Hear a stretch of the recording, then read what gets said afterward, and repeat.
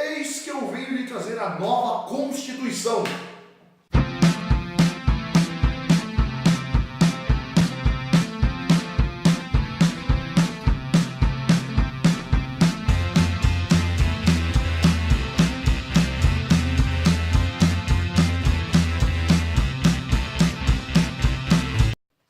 E a videoaula de hoje é uma daquelas que a gente não vai trabalhar sobre eventos ou conjunturas ou estruturas, mas que a gente vai trabalhar sobre conceito, né? Então hoje vamos fazer uma videoaula sobre um negócio chamado de teocracia, daí que eu fiz a brincadeira de pegar uma Bíblia e chamar de Constituição. Pois é, esse termo teocracia vem sendo utilizado para fazer algumas críticas aí ultimamente. E eu acho que é uma boa a gente parar para conversar, para descobrir que raio que é isso, o que vem assim então uma teocracia, né? Kratia, né, quer dizer governo, teo quer dizer Deus, né? Então seria um governo regido por Deus. Bom, isso é importante a gente acabar percebendo que já foi um modelo muito utilizado na humanidade e que hoje tem algumas sobrevivências, mas que estão transformadas, né? Que estão com um signo diferenciado, né? Pois, afinal de contas, é muito diferente você olhar para o que é uma teocracia no Egito Antigo e para o que é uma teocracia no atual Irã, né? Então vamos ver. O negócio é o seguinte, as teocracias acabam entendendo que o real regente do país, no final, acaba sendo a divindade. O que você vai encontrar numa teocracia é uma fusão entre igreja e Estado, não uma união, né? Não é um paralelo, mas uma fusão.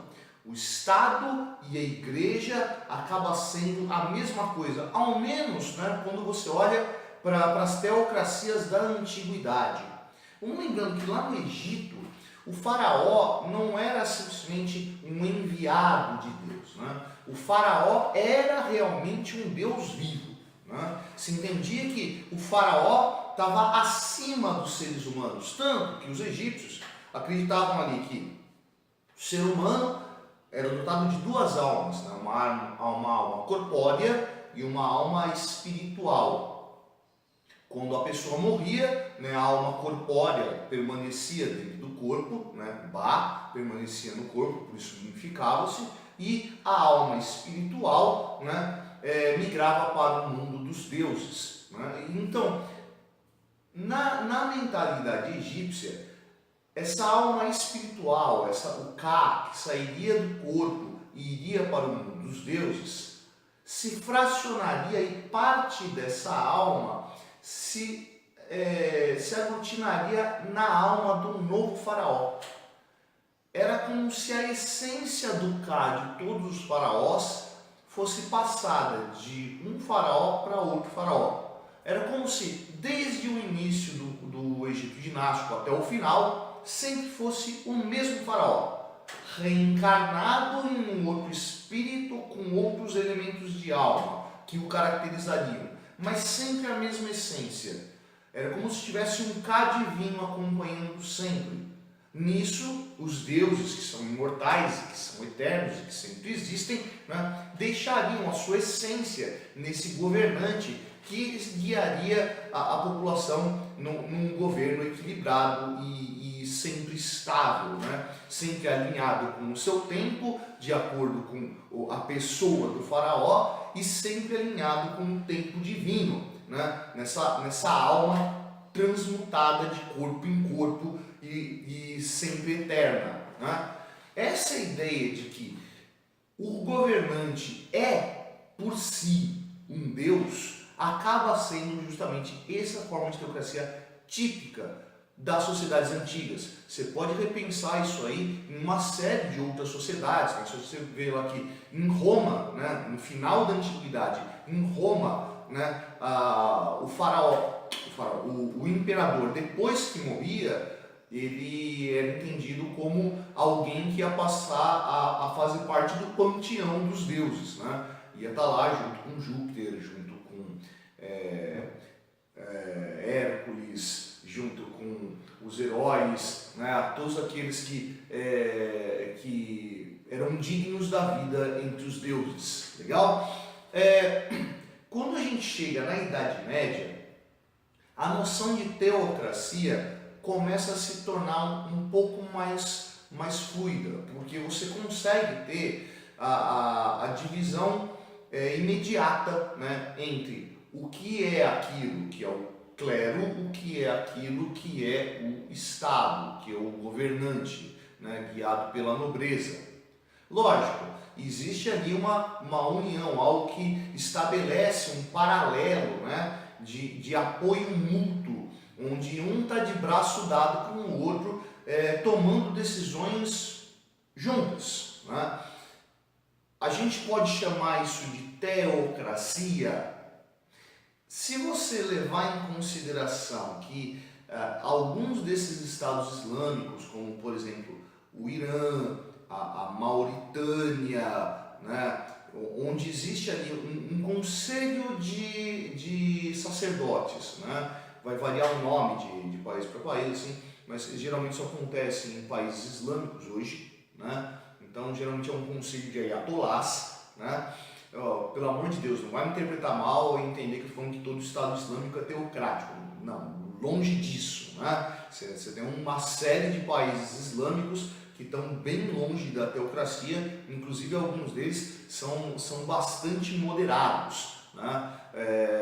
Mas nesses onde você ainda encontra, né, vai ter o quê? Vai ter o governante, né, e ao lado do governante você vai encontrar ali um conselho de ayatolás que tem um poder de veto muito grande e tem um poder de inserção dentro do governo, dando conselhos, dando indicações, nomeando pessoas para cargos administrativos, então assim, indicando pessoas que seriam o equivalente a um ministro, a um senador, né? A partir desses grupos ligados diretamente ao clero. É importante a gente separar também o que seria uma teocracia de uma clerocracia. Cara, a clerocracia seria uma teocracia corrupta, né? Porque numa clerocracia você teria um governo do clero, não de Deus, né? Qual que é a diferença, né? Numa clerocracia você estaria deixando o governo na mão de um grupo específico, né? Então estaria entregando o governo nas mãos de um conjunto de pessoas, né, que têm interesses pessoais e que fazem parte de uma camada específica, o clero, né, tem determinados privilégios e acabam governando a partir desses privilégios. A teocracia, esse mesmo grupo, o clero, né, seria o responsável por, através dos princípios da fé, guiar de uma forma moral, né, esse governo. Então, as ideias de ética, as ideias de comportamento, as ideias de moral presentes dentro da fé seriam as bases para a funcionalidade da administração. Percebe que a separação entre um e outro é uma zona cinza, complicada de você perceber onde que está a fronteira. Percebe que o ponto da fronteira é justamente a corrupção. O clérigo está tomando a decisão baseado naquilo que ele acredita, nos princípios da fé, ou está baseado simplesmente num desejo pessoal, num interesse de classe, né, que usa das ideias da fé para justificar. Onde é que está a fronteira entre um e outro aí, né? Vê, a noção do que a gente trabalha aqui na separação entre igreja e Estado é o que? A igreja depende de uma questão de foro íntimo, de entendimento pessoal, né? Eu sigo determinados princípios religiosos porque eu, indivíduo, escolhi, né, que esse é o caminho que eu considero mais funcional, mais ético, mais moral, né? Então, a partir das crenças do que eu tenho de moral, de princípio, eu acabo seguindo isso. Isso é uma escolha pessoal minha. No entanto, quando você está falando do Estado, não é uma escolha pessoal, né? O Estado é composto por uma escolha coletiva. Então, quando você vai pegar os pensadores da noção do Estado, por exemplo, você pega lá, por exemplo, Hegel, né? Hegel acaba falando que o Estado é mais do que uma somatória de pessoas, é mais do que um aglomerado de ideias distintas que se somam. O Estado é um eu artificial, é uma inteligência artificial, é um ser criado, né? Então, assim, é algo dotado de uma consciência construída, guiado pela média do que a população compõe, somado a um princípio filosófico, de uma ideia de ética, de um princípio moral, que reorganiza essa média da população de acordo não com o que é medíocre, né? Não daquilo que está meramente no que é padrão comum, mas naquilo que está em prol do que aquela comunidade necessita. Então, o Estado, assim como a divindade, são seres etéreos, né? Só que um afeta a escolha individual e outro afeta uma coisa que não é exatamente uma escolha. Afinal de contas, você nasce dentro de uma sociedade que tem determinadas características e, apesar de ter a influência das escolhas individuais das pessoas, exerce uma força muito grande sobre como funcionam essas escolhas. Pois é, cara, você não escolhe por acaso. As suas escolhas não são totalmente livres. As suas escolhas acabam sendo guiadas pelo meio onde você vive, né? pelo conjunto social onde você foi criado e onde foi estabelecido os seus princípios de moral. Lógico que você tem possibilidade de escolha, lógico que você tem oportunidade de pensar diferente e de gerar transformação social e, consequentemente, transformação no Estado. Mas abandonar uma religião é muito mais fácil do que você abandonar um Estado, né? Porque o Estado independe da sua escolha individual. A religião depende da sua escolha individual. Outra questão importante, num Estado teocrático, essa escolha individual pela religião não existe. Quem vive num Estado teocrático tem a religião do Estado como a sua base moral. É como se fosse uma religião obrigatória. Bom, é óbvio que isso aí não é válido para todos os casos, nem aplicável para todos os casos, né? Eu estava falando bastante dos estados teocráticos islâmicos, né? Mas existe um caso cristão que é importante ressaltar aqui, o caso do Vaticano. Cara, quem vive no Estado do Vaticano é necessariamente católico. Só que o que é o Estado do Vaticano? É um bairro em Roma. É basicamente um museu, a casa do Papa e um centro administrativo onde quem está lá são clérigos. Então quem está lá é católico mesmo. Não tem muito o que fazer, né? A população do Vaticano é um negócio irrelevante, né? O que acaba sendo diferente quando se fala, por exemplo, a população do Irã, o primeiro exemplo que eu dei aqui, né? Onde ali islamismo, né, acaba sendo uma obrigação, por assim dizer, né? Por favor, não entenda mal, não vai entender que eu estou falando mal da religião do Islã, não é isso.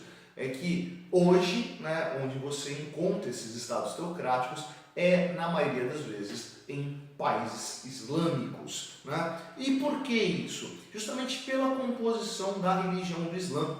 A religião do Islã é uma religião bem mais nova do que, por exemplo, o cristianismo, ou o judaísmo, ou o hinduísmo, né? E o Islã nasceu numa sociedade que sabia muito bem fundir esses elementos, né? Então, quando você pega lá o Corão, por exemplo, né, o livro sagrado do Islã, você consegue encontrar ali inter-relações entre igreja, Estado, economia, né, que vão estar muito interligadas e que é possível você aplicar aquilo tanto para um princípio moral quanto por uma regulamentação de Estado, porque está falando sobre convivência entre membros da família, entre membros da sociedade e entre estrangeiros, por exemplo, né? Justamente por essa relação bastante íntima que o Islã permite, é que hoje sobrevivem estados islâmicos que são teocráticos.